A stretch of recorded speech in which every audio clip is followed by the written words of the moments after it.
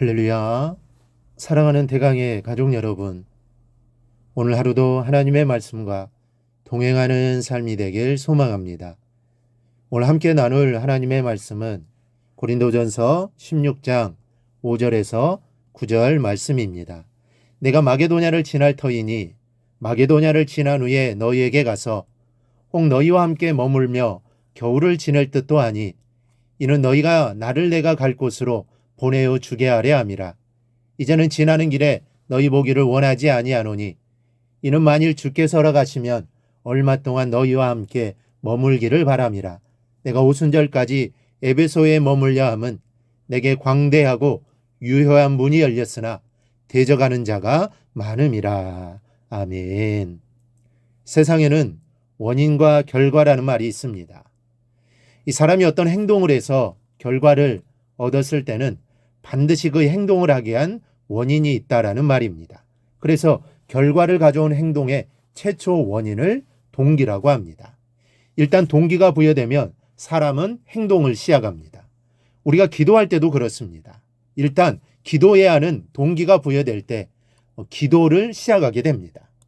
더군다나 그 동기에 당위성이 있을 때 누가 보아도 정당하고 의롭다고 인정해 줄 만한 동기를 가졌을 때 사람은 용감하고 의롭게 행동하게 됩니다.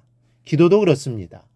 기도의 동기가 확실할 때 기도도 간절해지고 또 절실해지게 되는 겁니다. 그리고 그럴 때는 힘들고 어렵고 고통스러운 것은 문제가 되지 않습니다. 할 만한 가치가 있는 일이라는 생각이 들면 얼마든지 감수하고 하게 되는 것이죠. 기도도 그렇습니다. 반드시 응답받아야 할 기도 제목이 있으면 어떠한 어려움 속에서도 기도하게 됩니다. 예를 들어 지나간 추석 명절을 생각해 보십시다.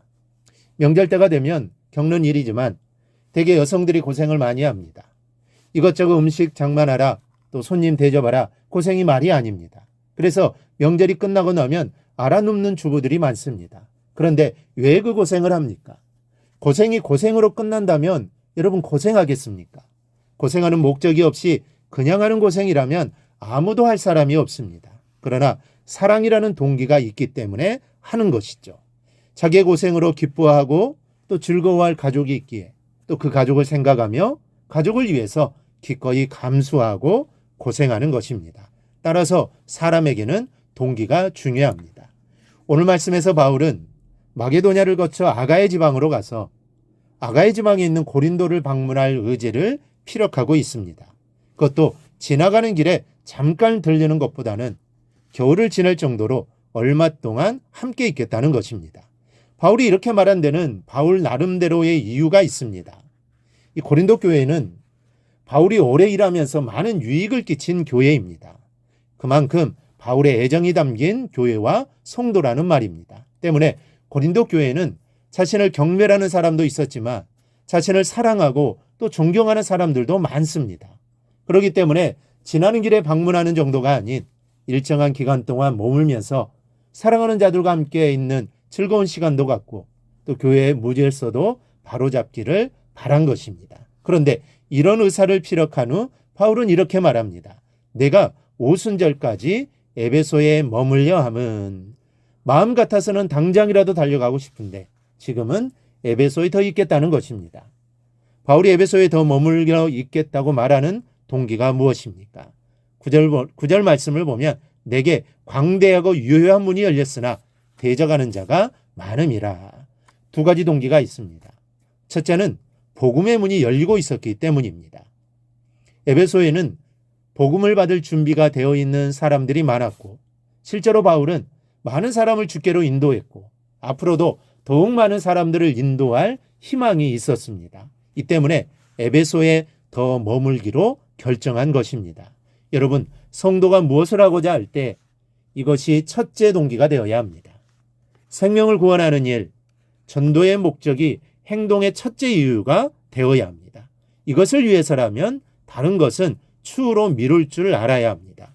바울은 고린도 교회에 보고 싶은 사람도 많았고 또 고린도 교회가 가지고 있는 문제 때문에 염려도 되었지만 그럼에도 죽은 영혼을 살리는 일을 뒤로 미루지 않았습니다.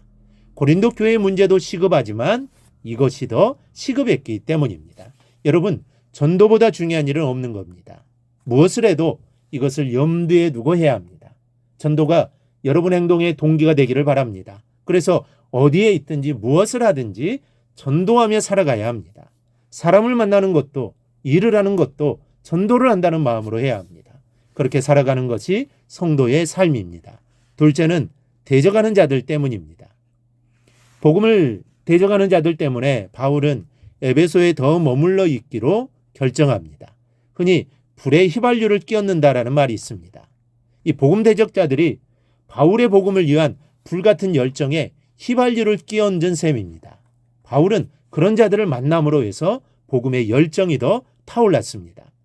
사람은 자기가 하는 일에 반대 부딪히면 위축되는 사람이 있고 또 더욱 열심을 내는 사람이 있습니다. 용기 없는 자는 위축되고 용기 있는 자는 더 열심을 냅니다.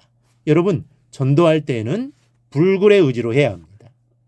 전도할 때 무한을 당하거나 멸시를 당하는 경우가 얼마나 많습니까? 이것을 모르면 생전 전도해보지 않은 사람입니다. 전도하다 보면 낭패를 당할 때가 있습니다. 그리고 그럴 때 더 열정적으로 전도하는 바울 같은 사람이 있는가 하면 슬그머니 말아버리는 용기 없는 사람들이 있습니다. 여러분은 그중 어떤 사람에 속합니까? 여러분의 삶의 동기가 영혼을 구원하는 것이기를 바랍니다. 이 동기를 갖고 핍박에 굴하지 않고 더욱 열심으로 전도하는 바울 같은 불굴의 신앙인들이 되시기를 바랍니다. 그리하여 하나님이 기뻐하시는 전도자가 되기를 주님의 이름으로 축원합니다.